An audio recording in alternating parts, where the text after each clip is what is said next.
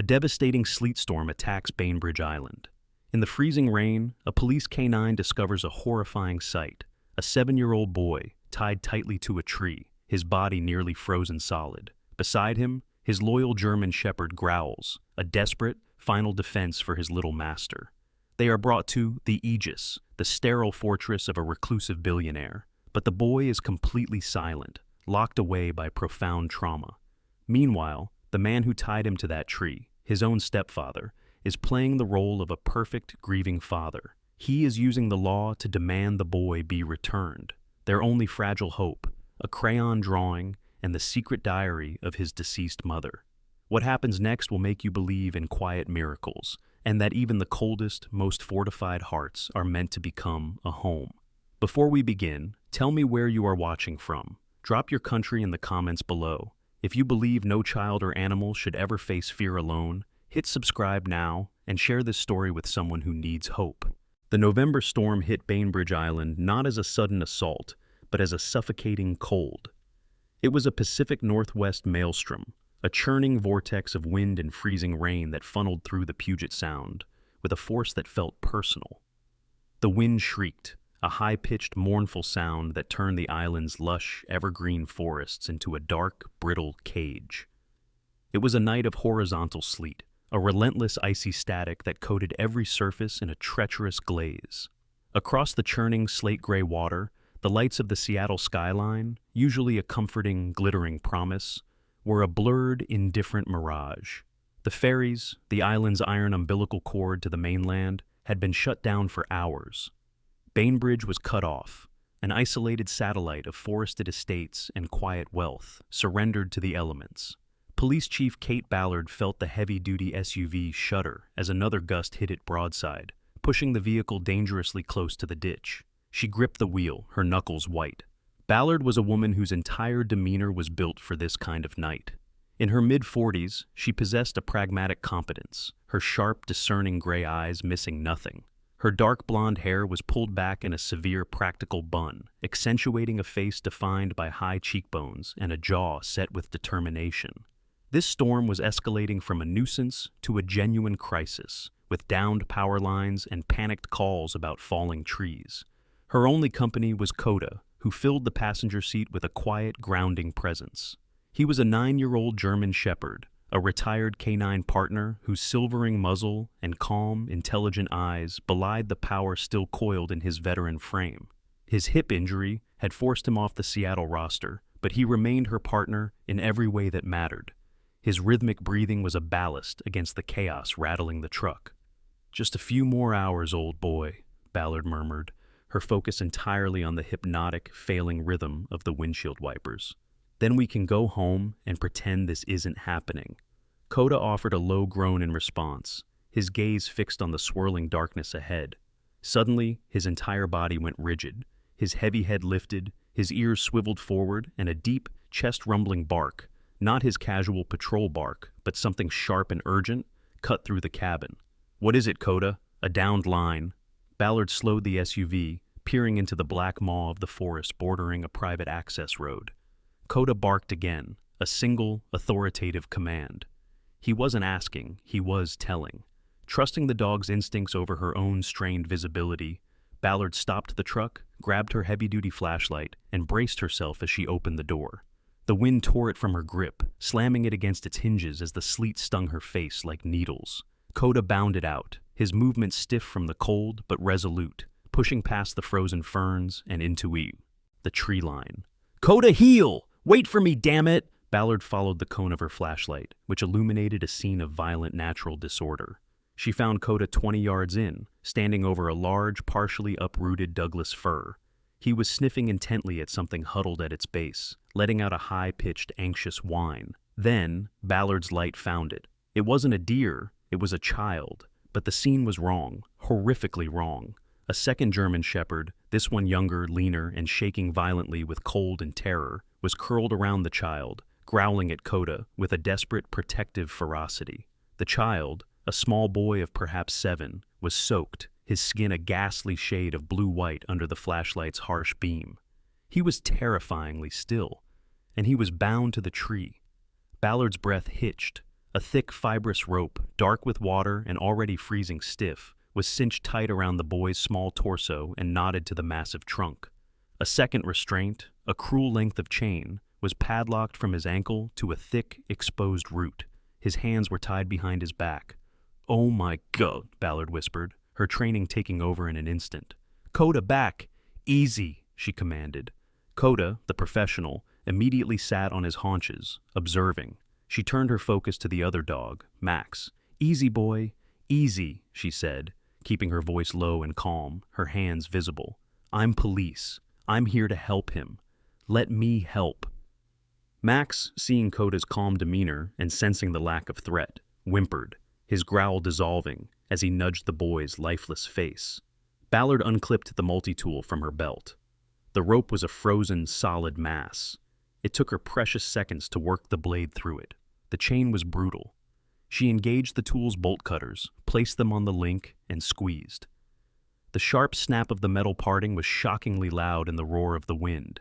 The second he was free, she scooped the boy into her arms. He was terrifyingly light, his limbs rigid. He was unconscious, his breathing a shallow, almost imperceptible flutter. Max scrambled to his feet, stumbling with exhaustion, following her as she ran back to the SUV. Coda cleared the path. She threw open the back door, laying the boy on the seat and wrapping him in the emergency thermal blanket. Max, loyal to the end, jumped in right after, curling his own shivering body around the boy's, a living, desperate shield against the cold. Ballard slammed the door, jumped into the driver's seat, and cranked the heat to full blast, her mind racing. Ferries, down. Island Clinic, a small 5-bed facility, likely on a failing backup generator and completely unequipped for critical hypothermia and trauma. Seattle General. An impossible dream across an impassable body of water. The boy had minutes, not hours. There was only one option, one place on the north end of the island that was built for this. A place rumored to be entirely self-sufficient, a technological fortress built by the island's most reclusive and enigmatic resident, Elias Thorne. She hated the idea, but she hit the gas. The Aegis, BA as the estate was named, wasn't a house. It was a statement of profound distrust, a severe structure of glass, steel, and dark concrete carved into a cliffside. Inside that fortress, Elias Eli Thorne sat in an office lit only by the cold blue glow of a dozen monitors. At 42, Eli was a man encased by his own success and the cynicism it had bred. A high-profile betrayal by his first business partner years ago had been the catalyst, freezing his worldview into one of obsessive, calculated control. He was tall, with a lean, disciplined build that spoke of controlled fasts rather than exercise. His dark hair and short beard were impeccably trimmed, showing the first distinguished flecks of gray, a handsome, severe mask for a man who analyzed all human interaction as a potential threat. He was tracking the chaotic swings of the Asian stock market when a soft, intrusive chime echoed in the sterile silence. The gate. No one ever came to the gate. He tapped a screen. A high-definition video feed illuminated his desk, showing Ballard's police SUV, its emergency lights painting frantic strobing strokes of red and blue against his black steel perimeter. He unmuted the audio. "Chief Kate Ballard, Bainbridge PD. I have a critical medical emergency. A child, 7 years old, found bound and hypothermic. The ferries are down. He won't make it to the clinic. I need access, Mr. Thorne. I know you have medical-grade facilities. I need your help. Now." Eli stared. This was an invasion, a contamination of the world he had so carefully built. His first instinct was to deny her, to route her to official channels that he knew, on a night like this, didn't exist. He was about to speak when Ballard, as if sensing his refusal, opened her back door, grabbed her flashlight, and aimed the beam inside. Eli saw the small, still form wrapped in the silver blanket. He saw the pale, waxy skin of the boy's face, the ice still clinging to his hair. He saw the 2 German shepherds huddled protectively beside him. The man who loathed variables was suddenly confronted with one he couldn't compute. With a sigh of profound irritation, Elias Thorne pressed the glowing icon on his screen. The heavy thud of the magnetic locks disengaging was the only sound as the massive steel gate slid open, swallowing the police cruiser, the storm, and the entire chaotic world he had tried so hard to keep out. The great steel gate sealed shut behind Ballard's SUV with a heavy hydraulic thud, a sound of absolute finality.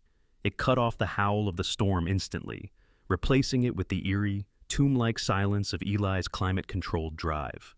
He met them at the entrance to the main house, not with a welcome, but with the impatient energy of a man whose firewall had just been breached. Eli Thorne stood silhouetted in the doorway, tall and severe in a simple black cashmere sweater and dark trousers, his face a mask of controlled annoyance. The light from the foyer spilled out onto the wet pavement, illuminating the scene. A police chief, a traumatized child wrapped in a silver blanket, and two very large, very wet German shepherds. "In here," Eli said, his voice clipped and devoid of emotion. He led them not into a warm, carpeted living area, but into a vast, minimalist space that felt more like a private museum gallery than a home. The floors were polished white terrazzo, the walls were plates of sheer glass overlooking the raging sea, and the only furniture was a collection of severe, sculptural black leather chairs. The air was dry and temperature-controlled, smelling faintly of ozone and expensive, sterile cleaning solutions. The chaos of their arrival, the dripping water, the mud from the dogs, the sheer humanity of the situation, felt like a stain on his perfect white world. The second they were inside, the dynamic established itself. Max, the younger shepherd, immediately placed his exhausted body between Leo and the room's three adults, a low, warning growl rumbling in his chest. His terror was palpable, but his loyalty was absolute. He was injured himself. A raw patch on his shoulder showed where he had likely fought against his own restraint. Coda, ever the professional, simply stood at Ballard's side, observing Max with a calm, steady gaze that was neither threatening nor submissive. He was a silent signal to the other "We are not the enemy." Eli's sharp eyes darted to Max. "That dog is a liability. It needs to be contained. That dog is the only reason he's alive," Ballard countered, her voice sharp as she knelt by the boy. "He stays." She didn't wait for permission.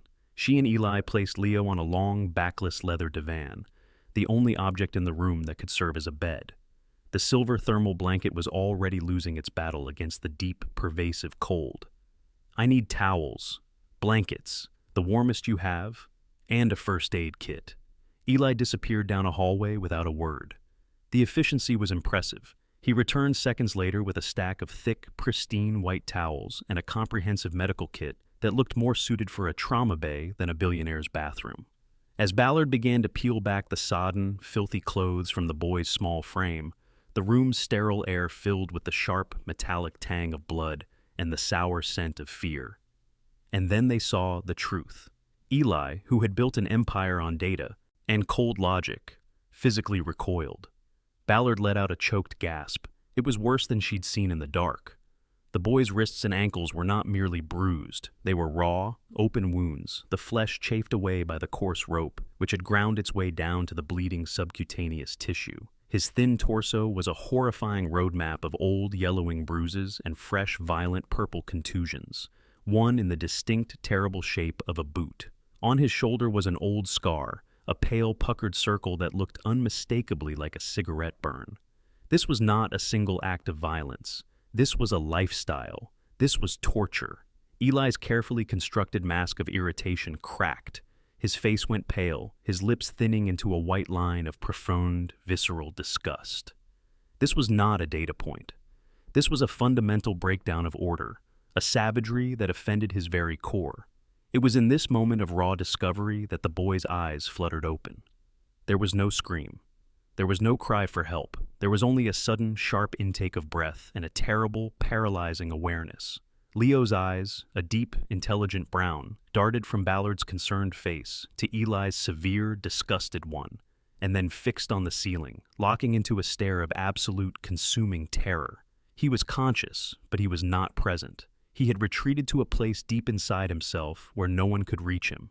"Hey, sweetheart, you're safe now," Ballard said, her voice gentle, trying to project a warmth that the room actively repelled. "My name is Kate. We're in a warm house. You're safe." The boy's only response was to flinch, his entire body trembling violently. His small, raw hand fumbled blindly for Max, his fingers burying themselves in the dog's thick, wet fur. That was his only anchor. "Can you tell me your name?" Ballard asked softly. "Nothing." "How old are you, honey?" The silence that followed was heavier and more absolute than the storm-muffled quiet of the house. It was a void. This was not the shy reticence of a scared child. This was a deliberate, fortified wall. He was nonverbal, locked away by a trauma so profound that his own voice was a luxury his mind could not afford. "It's okay," Ballard murmured, though her expression told Eli it was anything but. She turned to her radio, trying to reach dispatch, to get CPS involved, to do anything official. The radio responded with a burst of static. The storm had severed communications. They were truly, completely isolated. Ballard stood up, turning to face the master of the house. Her uniform was dripping onto his perfect floor, but she no longer cared. "Mr. Thorne, Chief Ballard, officially, I have no communication, no access to CPS, and no way to transport a critical care hypothermia and trauma victim. I am commandeering your home as a temporary safe house and medical facility for this child." Eli stared at her, his dark eyes unreadable. This was the ultimate breach of his control. The storm, the cop, the dogs, and now this broken, silent child. All were invaders in his sanctuary. He paced the length of the room, his hands clasped tightly behind his back. The logic of the situation was inescapable. He could not, in any legal or moral sense, eject them. The law was on her side, and the storm was on his doorstep. "The East Wing," he said finally, his voice flat. "There is a guest suite with its own utilities and a medical-grade filtration system. It's isolated from the rest of the house. You can take him there." He looked at the two dogs, who were now huddled together on the floor, Max's head resting on Coda's paws in a moment of shared, exhausted truce. "The animals can stay in the adjacent mudroom. It's heated." "No," a small, hoarse voice suddenly whispered, cracking the silence. Everyone froze. Leo, who had not moved, was staring at Eli, his eyes wide with a new, specific terror. "No, please." His voice was a dry, rusty rasp, as if it hadn't been used in ages. Max stays." It was a plea, but it was also a desperate, non-negotiable demand. Eli looked from the silent, terrified child to the loyal, bleeding dog. This messy, illogical, emotional chaos was everything he detested. He ran a hand through his perfect hair, his control finally fraying. "Fine," he snapped. "Fine. The dog stays with him, all of you. This way." He turned and stalked down the white corridor, a reluctant host leading a procession of the broken and the brave into the heart of his fortress.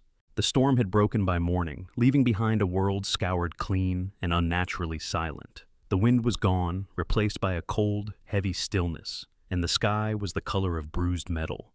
Inside the guest wing of the Aegis, the silence was of a different kind. It was a heavy, suffocating blanket. Kate Ballard sat in a minimalist chair, her uniform wrinkled, her face etched with exhaustion. She had not slept, spending the night listening to the boys' fitful, whimpering sleep, and her own useless radio crackling with static. Leo was awake, sitting on the bed, wrapped in one of Eli's ludicrously expensive cashmere blankets. He was clean, his wounds had been disinfected and bandaged by Ballard, but his eyes were just as vacant as before.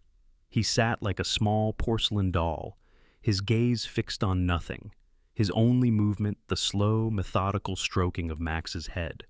The dog hadn't left his side, a furry, breathing bastion against the sterile white room. Elias Thorne stood in the doorway, a porcelain mug of black coffee in his hand. He hadn't slept either, but his irritation had crystallized into a cold, sharp-edged frustration. This situation was intolerable. He was a man who solved problems. He built systems, he analyzed data, he executed solutions.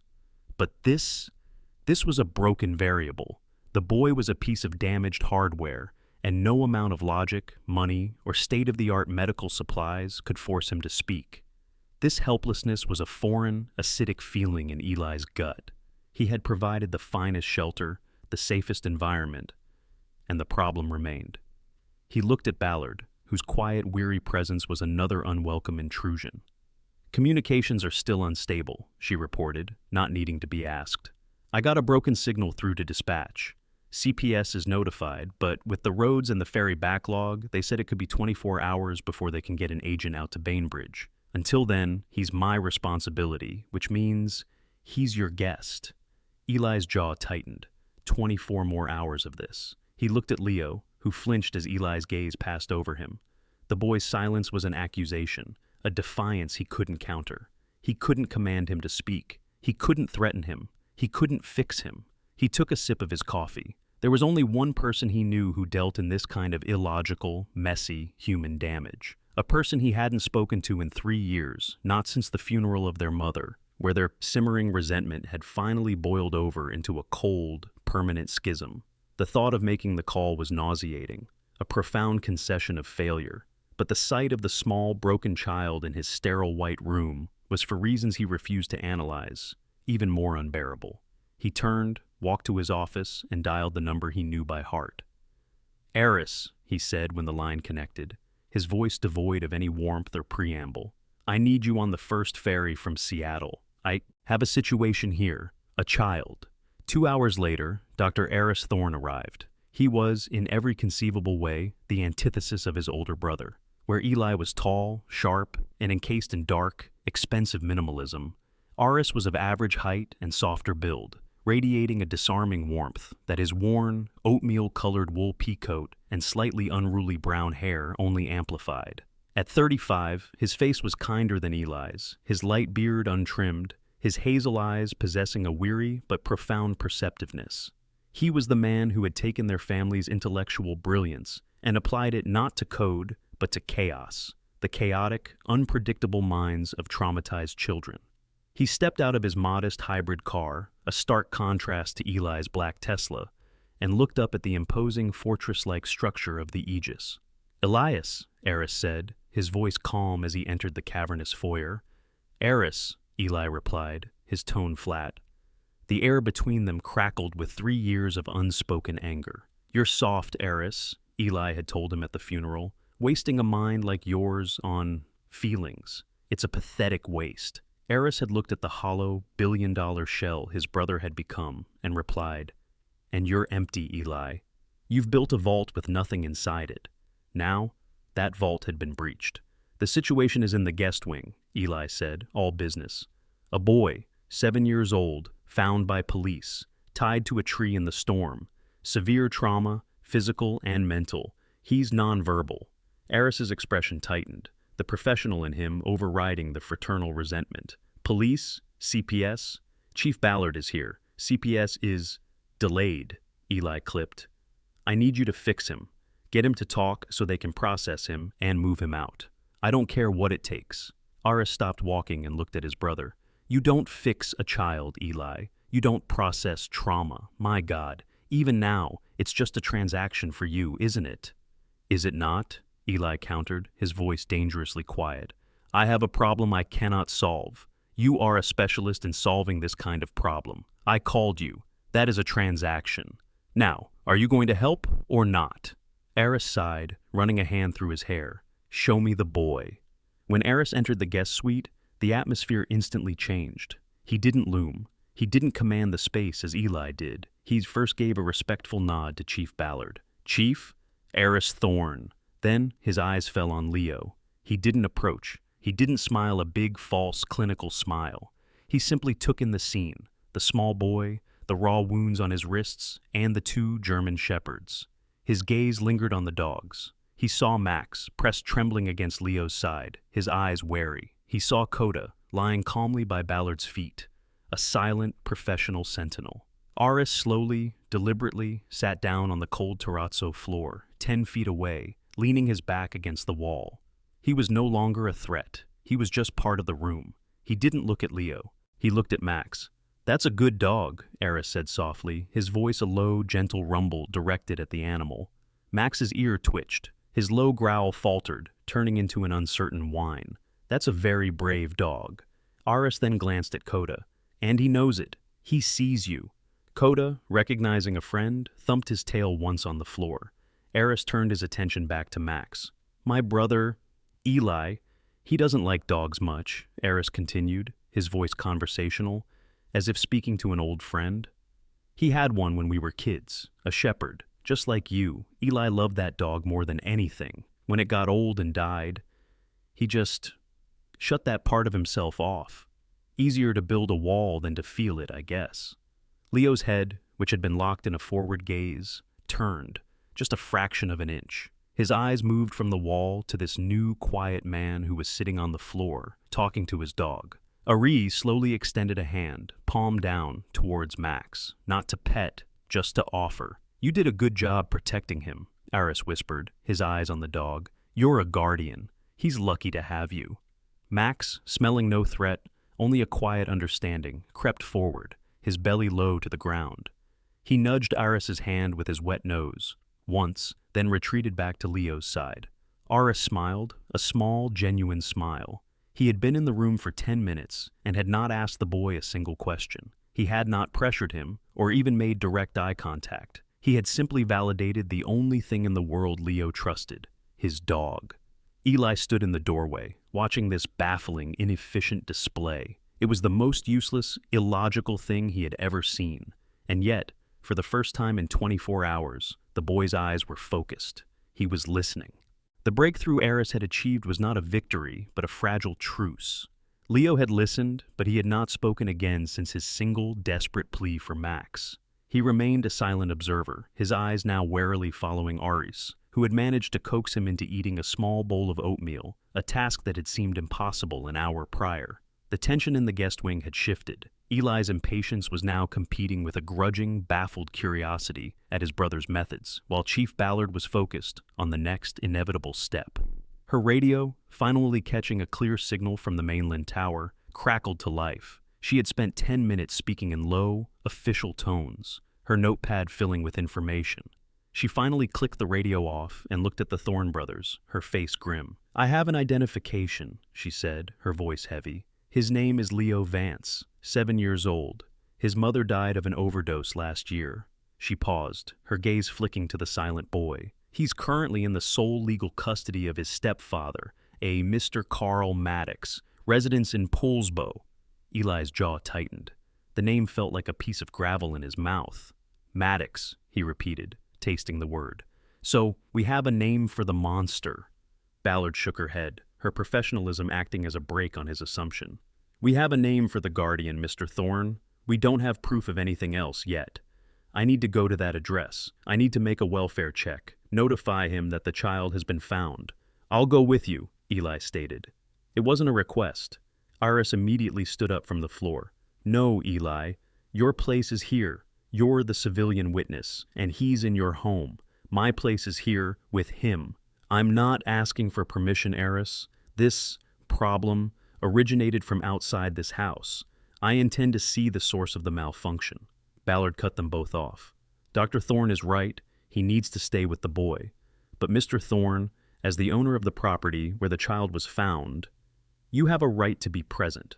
Frankly, I could use a second set of eyes. This feels wrong." She checked her sidearm, a purely reflexive gesture. "Let's go. Dr. Thorne, keep this line open. Do not, under any circumstances, let anyone in this house until I return." Aris simply nodded, his attention already back on Leo, who had watched the entire exchange, his small hand once again buried in Max's fur. The drive from the insulated high-tech fortress of the Aegis on Bainbridge Island to the working-class town of Poulsbo took less than 30 minutes. They crossed the Agate Pass Bridge, leaving the enclave of hidden wealth and entering a world of diners, hardware stores, and modest prefabricated homes. Poulsbo, with its charming, self-styled Little Norway waterfront, was a town of fishermen and tradesmen. Carl Maddox lived on its grimy outskirts, in a small, faded blue rental house set on a patchy lawn. A large, dented Ford pickup truck was parked haphazardly in the driveway, and a pile of discarded lumber scraps rotted near the porch. The place didn't scream poverty, but it reeked of profound neglect. Ballard, in full uniform, knocked firmly on the door. Eli stood a step behind her, his posture rigid, his dark, expensive peacoat making him look like an undertaker visiting a hovel. The door swung open, and the man who filled the frame was the physical antithesis of Elias Thorne. Carl Maddox was perhaps 40, but looked older, his body thick and powerful from manual labor. He was broad-shouldered, with a carpenter's muscled forearms, which were visible beneath the rolled-up sleeves of a worn red and black flannel shirt. His hair was a sandy brown, and he had a full, slightly unkempt beard that did little to hide the weakness in his chin. He was handsome in a rough, weathered way, but the smile he immediately flashed was practiced, a tool he used with lazy confidence.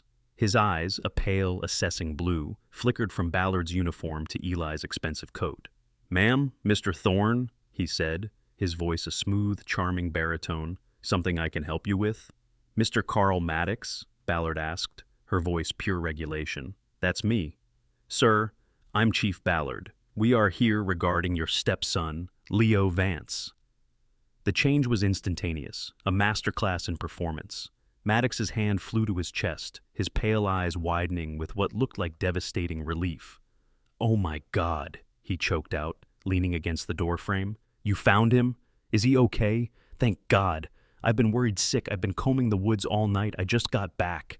He ran a hand through his hair, his voice thick with emotion. "Where is he? Is he hurt?" "He's safe, Mr. Maddox. He was found on Bainbridge Island last night, suffering from severe hypothermia." "Bainbridge?" Maddox looked confused. "How did he get all the way over there? That boy, I swear." He shook his head, a look of profound fatherly frustration. "He's a runner, Chief. Ever since his mom passed, he's a handful. And that damn dog of his, Max. I keep telling him that dog is too wild, encourages him to run off. I was just about to call the station. I swear I was." While Maddox delivered his monologue to Ballard, Eli remained perfectly still. He hadn't said a word. His analytical gaze was not on the man's face, but on the data points. Maddox was focused entirely on Ballard, the perceived authority, and had dismissed Eli as irrelevant. This was his first mistake. Eli's eyes cataloged the scene with cold, detached precision. Data point 1. The house was cold. Through the open door, Eli could feel that the heat was off, a fact that contradicted the story of a man who had just gotten back from a frantic all-night search in a freezing storm. Data point 2. Maddox claimed he'd been combing the woods, yet his heavy work boots, visible by the door, were clean and perfectly dry. The mud and sleet that caked Ballard's boots and his own expensive leather shoes was entirely absent. Data point 3. Maddox kept gesturing with his hands to emphasize his worry. Eli's gaze locked onto the man's right forearm. Running from his wrist to his elbow were 4 deep parallel scratches, inflamed and angry, clearly made by nails or claws. "Mr. Maddox, Leo was not just found," Ballard said, her voice hardening. "He was found tied to a tree, with rope and a chain." Maddox's performance faltered for a fraction of a second. His pale blue eyes went flat and cold before he caught himself, widening them in theatrical horror. "What? Tied up? Oh my God! Some sicko must have grabbed him. I told you. I told him this area wasn't safe. My boy. Who would do that?" "We were hoping you could tell us," Ballard said. It was then that Eli spoke, his voice quiet, precise, and cutting through Maddox's feigned panic like a scalpel. "You have sawdust in your beard, Mr. Maddox, but your boots are dry." Maddox froze. His head snapped toward Eli, the mask of the grieving father vanishing. The charm evaporated, revealing the cold, hard intelligence beneath. "Who the hell are you?" Eli stepped forward, his taller, leaner frame contrasting with Maddox's brute force. "I'm the man whose property you left him on. Those scratches on your arm," Eli nodded at the man's forearm. "They look defensive, like a dog's perhaps, or a child's." Carl Maddox's face transformed. The false warmth was gone, replaced by a chilling, proprietary rage. He dropped the act entirely. He pointed a thick finger at Ballard, ignoring Eli. "I'm his legal guardian. He's my stepson. He's my property. You can't just take him. I want him back. You bring him to me right now, or I'll be talking to my lawyer about police misconduct and kidnapping." Ballard stepped between the two men. "This is an active investigation, Mr. Maddox. We've confirmed the child is safe. We will be in touch." She turned, and Eli followed. As they walked back to the SUV, Maddox stood in the doorway, his arms crossed, his pale blue eyes burning with a hatred that was potent and undisguised. The mask was off. The drive back to the Aegis was silent. Eli stared out the window at the passing trees, his mind processing the new data. The problem was no longer an abstract. It had a name, a face, and a flimsy, sawdust-covered alibi. And he, Elias Thorne, had just let the monster know exactly who he was. The drive back to the Aegis was a crucible of pressurized silence.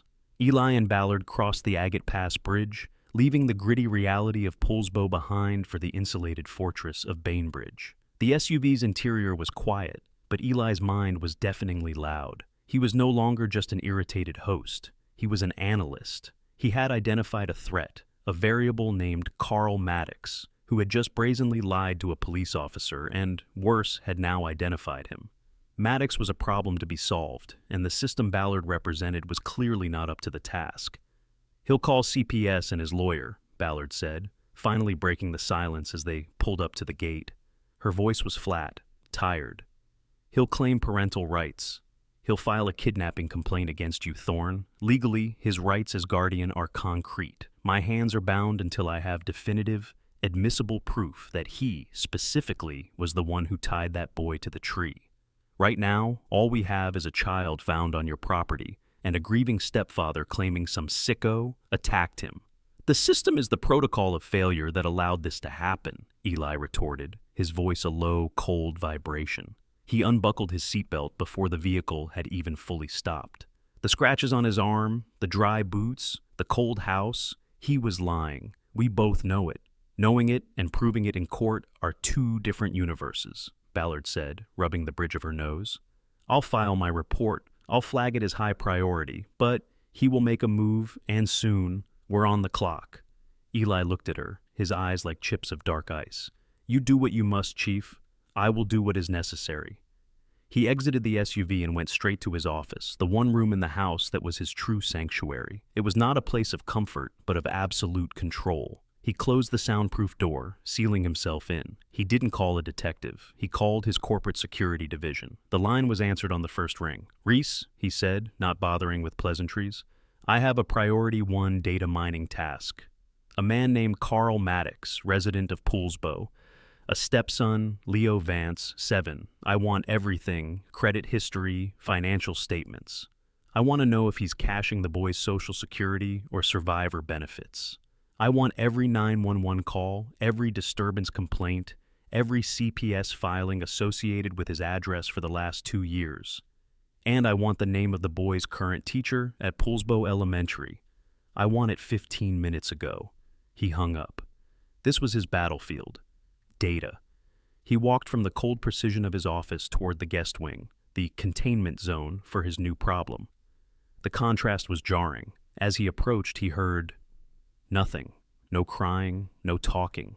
He paused at the open doorway, observing. The scene was not what he expected. Aris, his infuriatingly patient brother, was seated on the floor, back against the wall, engrossed in a paperback book. Coda, the veteran, was asleep near Ballard, who was now sitting at the room's small desk, writing her report. And Max, the loyal protector, was also asleep, his body curled in a tight comma at the foot of the bed. But Leo was not on the bed. He was at a small white table in the corner, a pad of paper and a box of crayons, which Aris must have sourced from somewhere, spread out before him. The boy was drawing, his small hand gripping a black crayon with an intensity that was almost violent. He wasn't drawing a house or a sun. He was scribbling dark, chaotic lines that filled the page, a storm of pure, silent rage. Eli watched for a long, analytical moment. Aris's illogical method was, it seemed, yielding a result. The boy was communicating. Eli's phone vibrated, a single silent buzz. He stepped back into the hall. It was a text from Reese. Subject: Maddox K Primary School, Poolsbo Elementary. Teacher: Ms. June Albright, Grade 2. Cross-ref: CPS. 3 anonymous reports of concern filed from the school's IP address in the last 6 months. All closed, dismissed as unsubstantiated after guardian, Maddox, intervened, claiming teacher harassment. Albright is at the school now, after-school program. Bingo. Eli pocketed the phone. "Chief," he called out, his voice sharp. Ballard looked up, annoyed at the interruption. "I'm going out. A personal errand." "An errand? Thorne, this is an active investigation. You're a material witness." "Which is why I'm not interfering," Eli said, his voice smooth. "I'm a concerned citizen, exploring philanthropic opportunities at the local elementary school. You, however, should remain here, to guard the victim and plausible deniability, in case your suspect gets agitated." He didn't wait for her reply. He was already moving. Poulsbo Elementary School was a low brick building that smelled of floor wax, crayons, and cafeteria tater tots. It was a world of primary colors, laminated posters, and cheerful, chaotic noise, a world so alien to Eli that it made his skin crawl. He walked down the hallway, his severe, expensive black coat and silent, purposeful stride parting the sea of small children like a shark moving through a school of fish. He found classroom 12B. The door was open. Inside, a woman was patiently wiping down a small table covered in glitter and glue. This had to be her. Ms. June Albright was a woman in her late 50s, on the weary side of a long career. Her graying blonde hair was pulled back in a simple, frazzled clip, and her kind hazel eyes were magnified by large, round glasses. Lines of profound frustration and worry were etched around her mouth. She wore a faded denim dress adorned with pictures of planets and a pair of worn-out, brightly colored sneakers. She was the very picture of a dedicated teacher who had seen too much and been heard too little. She looked up as Eli's tall shadow fell across her doorway, her smile faltering at the sight of this severe, imposing stranger. "Can I help?" "You?" she asked, her voice raspy from a long day of teaching. "Are you looking for the office?" "Ms. Albright," Eli said, his voice low, skipping all preamble. "My name is Elias Thorne. I'm here to talk to you about Leo Vance." The reaction was instant and visceral. The woman didn't gasp, she deflated. The plastic cup of dirty paint water slipped from her hand, spilling brown liquid across the floor. She didn't seem to notice. Her hand flew to her mouth, and a choked, angry sob escaped her. "Oh, God," she whispered, her eyes flooding with tears of pure, unadulterated frustration. Did Carl? I knew it. I told them, and they wouldn't listen." She gripped at the back of a small, child-sized chair, her knuckles white. "They told me I was over-involved. They told me to stop filing reports." "He is safe," Eli said, the words sharp, cutting through her panic. "He is at my home. He is alive. But the man who hurt him is trying to get him back, and the law, Ms. Albright, is currently on his side. You said you told them. What did you tell them?" June Albright's entire demeanor changed. The weary resignation vanished, replaced by a sudden, fierce resolve. She looked past Eli into the hall, then quickly shut her classroom door, a new, conspiratorial energy about her. "They told me to destroy my notes. The official reports are sealed," she said, her voice dropping to a furious whisper. She walked to a large, colorfully painted metal filing cabinet, unlocked the bottom drawer with a key from around her neck, and pulled out a worn, purple accordion file labeled Private. "I didn't destroy anything," she said. "I'm a teacher. We don't destroy a child's work." She opened the file on her desk. It was full of her own typed, dated observations. Nav 2. Leo arrived with a bruise on his cheek. Maddox said he fell off his bike. Leo wouldn't look at me. Nav 5. Leo flinched when I raised my voice at another student, hid under the reading table for an hour. But then she pulled out a separate, thinner folder. "But these are the things that matter, the things they didn't want to see, his drawings. I have art therapy sessions every Friday." She laid 3 laminated sheets of paper on the desk. Eli stared at them. They were crude, childish crayon drawings. The first showed a small stick figure, labeled Me, standing next to a very large, angry stick figure with a red, screaming mouth, labeled Carl. The second showed the small M.E. figure, locked inside a black, scribbled box. But it was the third drawing that made Eli's blood run cold. It was almost identical to the chaotic scrawl he had seen Leo drawing just an hour ago. It was a dark, stormy background. A small stick figure labeled Me was on the ground, next to a large brown shape labeled Max. And over them stood the giant, red-mouthed figure of Carl, holding a black line, a rope. Eli picked up the drawing, his analytical mind seeing not a child's art, but an affidavit. Signed confession. "Ms. Albright," Eli said, his voice quiet, "I am not a police officer, but I am the man who is currently protecting that boy. I need this. I need you to tell this story to someone who can't ignore it." June Albright looked at the severe, wealthy man who looked so out of place in her classroom. She saw the same cold, analytical focus she had seen in her own mirror. He wasn't just another bureaucrat.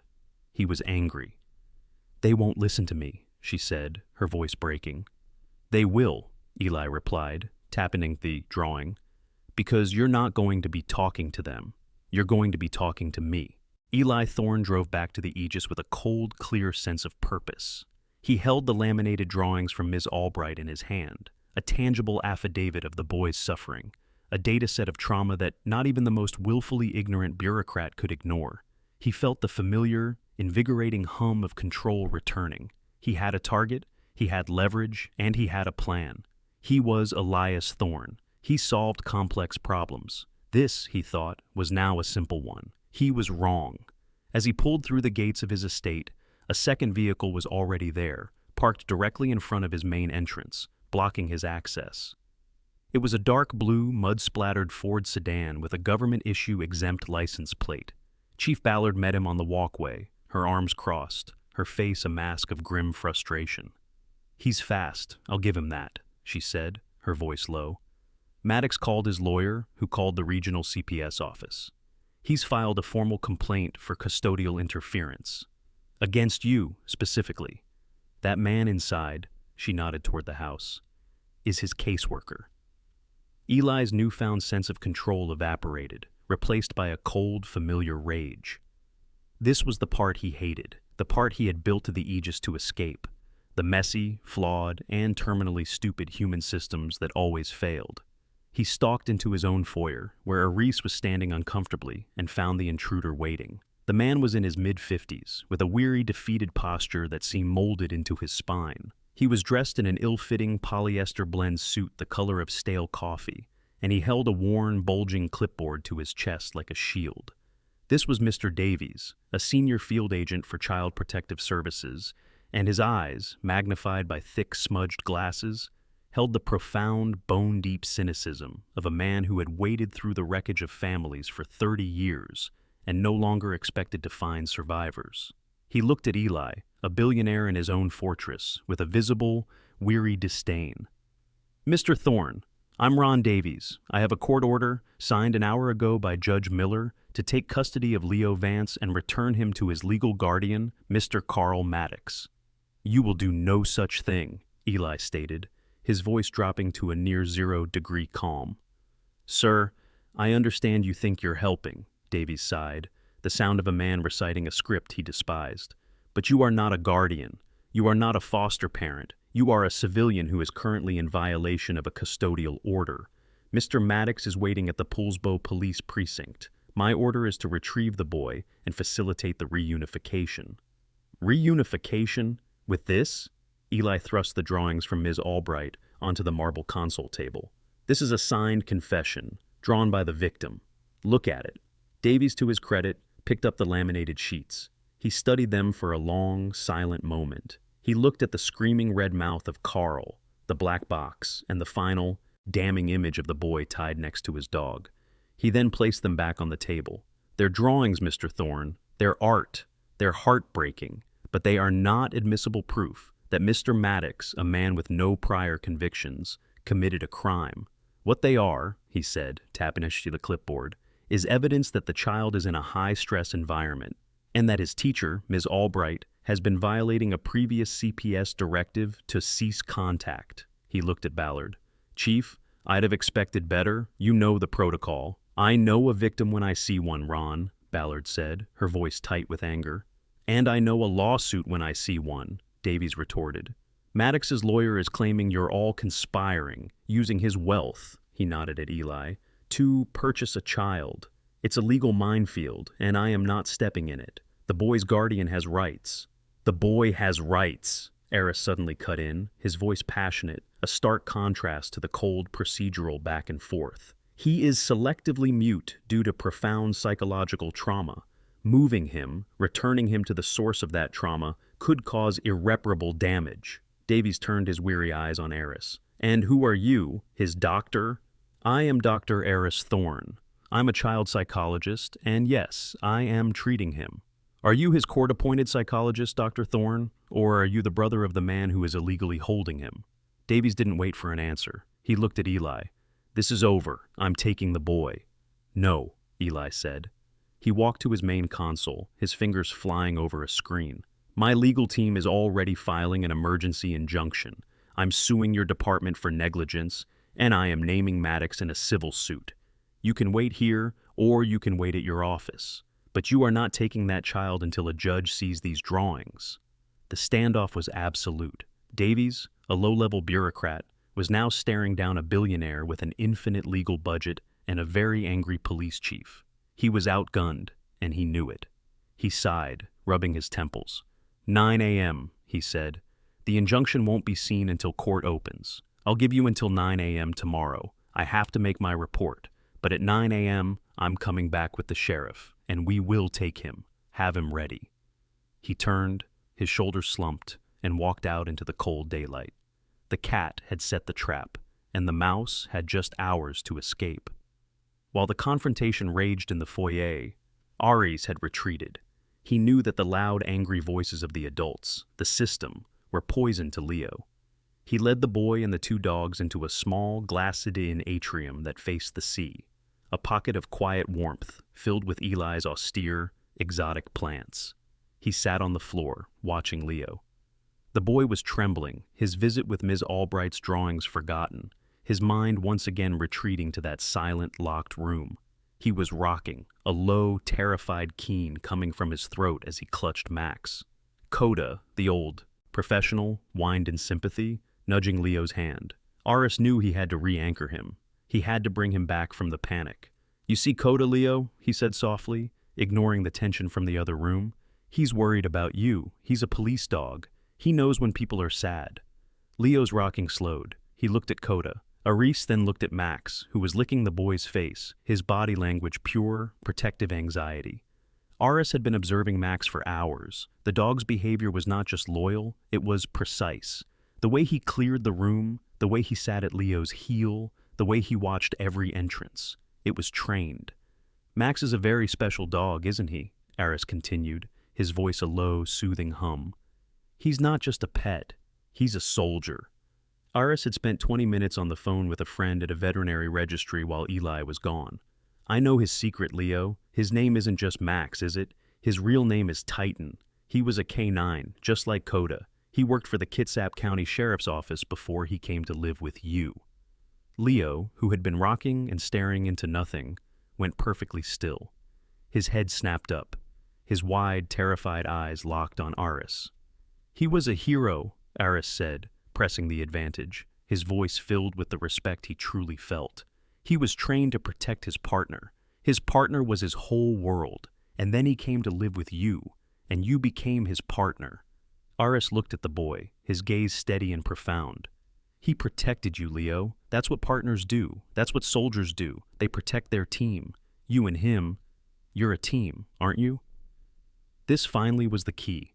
Aris had reframed the narrative. Leo was not just a victim. He was a partner. He was part of a team, with a hero. The shame that had silenced him was momentarily eclipsed by this new identity.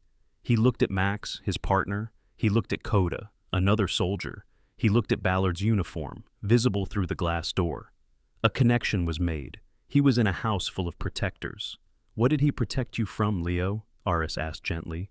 "What did you two fight against? Where did the monster put you?" Leo's breathing was ragged. His small hand, the one with the raw, bandaged wrist, reached for the pad of paper and the black crayon. Eli and Ballard, the confrontation over, now stood in the doorway, watching, holding their breath. Leo's hand trembled so violently he could barely hold the crayon. He wasn't scribbling now, he was writing. He pressed the crayon to the paper with a desperate, singular focus, his entire body shaking. The wax tip snapped under the pressure, but not before he had scrawled one jagged, blocky word: Cellar. The single word lay on the paper, a jagged, desperate accusation in black crayon. Cellar. The silence that followed was absolute, heavier than the storm, heavier than the 9 a.m. deadline that now felt like a ticking bomb. Eli, Ballard, and Arise stared at the word. It was not a drawing. It was not a scribble. It was testimony. It was the key. Kate Ballard was the first to move, her exhaustion vanishing, replaced by a sudden, cold surge of adrenaline. She knelt in front of Leo, her voice low and steady, not as a cop, but as a witness. "The cellar, Leo? He put you in the cellar?" Leo's whole body was a single, shuddering tremor. He didn't look at her, but he gave one sharp, jerky nod. His eyes were screwed shut, as if saying the word had cost him everything. "That's it," Ballard said, standing, her radio already in her hand. "That specific probable cause. He's not just a runner, he's a prisoner." Eli looked at the clock on the wall. 10:17 p.m. "Davies is coming back at 9 a.m., he said, his voice flat. "He's coming with a court order and a sheriff. He will not find Leo here. We have less than 11 hours to make this go away." "I'm not making it go away, Thorne," Ballard snapped, her focus absolute. "I'm making an arrest." She was already dialing. "I'm calling Judge Miller. He's the night duty judge. He knows I don't call at 10 p.m. on a Sunday unless the world is on fire. This," she pointed to the drawing, "corroborated by this." She pointed to the laminated drawings from Ms. Albright, and backed by my own observation of the victim's physical state, is enough for an emergency telephonic warrant. I'm not waiting. "Good," Eli said. He walked to the hall closet and retrieved his own severe dark wool coat. "You're driving. I'm navigating." "Whoa," Eris said, standing up, finally breaking his therapeutic calm. "Eli, you can't. You're a civilian. This is a police raid. You'll contaminate the entire case." "He's right," Ballard agreed, her phone to her ear. "You're a material witness, Thorne. You stay here, lock the doors, protect the boy." "Protect the boy?" Eli's voice was dangerously quiet as he buttoned his coat. "That man knows my face. He knows my house. He knows I have the child. He is a cornered, violent animal who has already proven he's capable of anything. He has until 9 a.m. to make his problem, me, go away. This is no longer just a police matter. This is a security matter.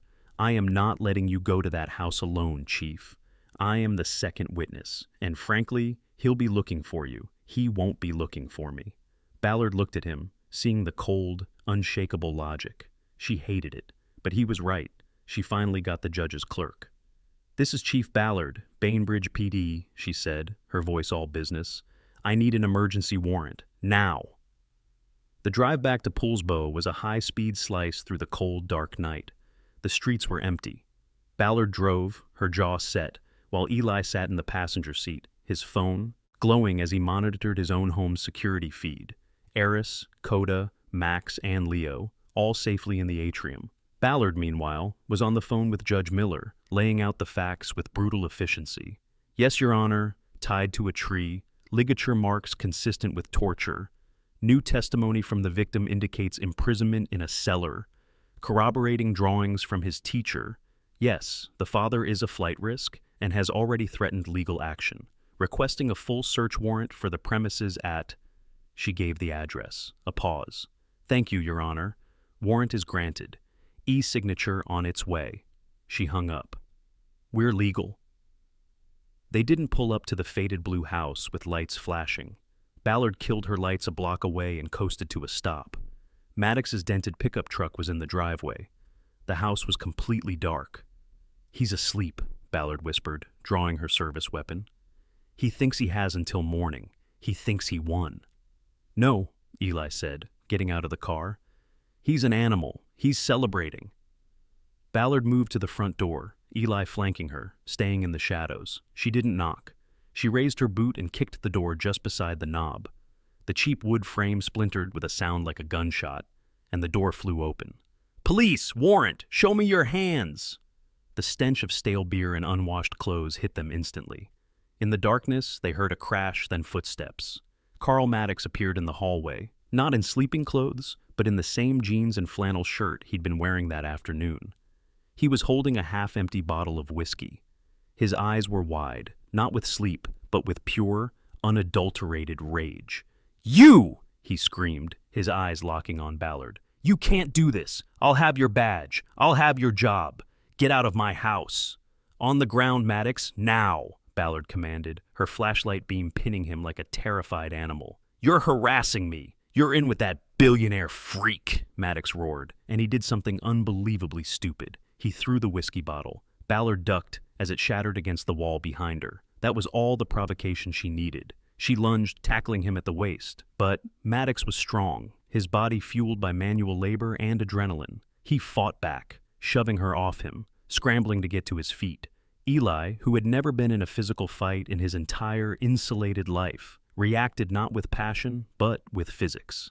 As Maddox tried to regain his footing on the linoleum floor, Eli simply stepped forward and kicked the back of the man's knee. The joint buckled instantly. Maddox roared as his leg collapsed, and he pitched forward, his face slamming into the kitchen floor with a sickening crack. Before he could move, Ballard was on his back, her knee driving into his spine, the cold steel of her handcuffs snapping shut on his wrists. "You're under arrest, Carl, for assault on a police officer for a start." Maddox spat a string of curses onto his own floor. "You've got nothing. The kid's a liar." "Let's find out," Ballard said, getting to her feet, her breath ragged. She left the cuffed Maddox face down on the floor, where Eli silently, watchfully stood over him. "The cellar," Ballard said. She looked around the kitchen. There, under a stained, cheap vinyl rug, there was a small, square cutout in the floor with a ring pull. She pulled it open. The smell that rose from the darkness was overwhelming, a humid, toxic stench of ammonia, feces, and damp, rotting earth. It was the smell of a cage. Ballard shone her high-powered flashlight into the darkness. "Oh my God," she whispered. Eli moved beside her, his flashlight joining hers. The beam illuminated a small, dirt floor hole, perhaps 6 feet square. In the corner sat a massive, industrial-sized dog crate. The metal bars were rusted. The floor of the crate was nothing but a pile of filthy, sodden rags, and a small, plastic food bowl was kicked into the corner, green with mold. Hanging on a nail driven into the damp earth wall, just outside the crate, was a coiled length of coarse rope, identical to the one Ballard had cut off Leo's body. And on the floor, next to the crate, was a heavy chain, bolted to a concrete anchor, with a small open padlock on the end. It was a dungeon. It was the black box from the drawings. "It's all here, Carl," Ballard said, her voice shaking with a cold fury. "He didn't just run away. You kept him in a hole. You kept both of them in a hole." The deep, desperate claw marks on the wooden stairs leading out of the cellar were proof. That was Max. "You can't prove it," Maddox screamed from the floor. "He's a freak. His mother was a junkie. You can't prove a damn thing." "I think this proves it," Eli said, his voice quiet. His light had not been on the cage. It had been on a small, dusty shelf near the cellar stairs. Tucked behind some jars of nails was a small, pink, glitter-covered notebook, a diary. He didn't touch it. "Chief, bag it."